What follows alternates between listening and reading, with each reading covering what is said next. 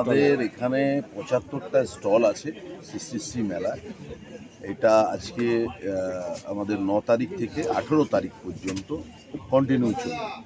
এখানে আমাদের আনন্দধারার যে সেলফ হেল্প গ্রুপ আছে, স্বনির্ভর গোষ্ঠী আছে, সেই গোষ্ঠীর মেয়েরা তাদের নিজেদের হাতে তৈরি বিভিন্ন জিনিসপত্র, খাদ্য সামগ্রী হোক, পোশাক হোক, আসবাবপত্র হোক, প্রসাধনী জিনিসপত্র হোক, সাজার জিনিসপত্র হোক, ইত্যাদি ইত্যাদি নানান রকম, এবং ওরা বিভিন্নভাবে ট্রেনিং নিয়ে খুব প্রশিক্ষিত।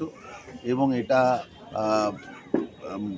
বাংলার মাননীয় মুখ্যমন্ত্রী মমতা বন্দ্যোপাধ্যায় এই যে স্বনির্ভর গোষ্ঠীর মেয়েদের, মহিলাদের, মা বোনদেরকে অর্থনৈতিকভাবে শক্তিশালী করা, তাদের স্বয়ংভরতা, নারী সশক্তিকরণ, এইটার ওপরে মমতা বন্দ্যোপাধ্যায় ভীষণ জোর দিয়েছেন।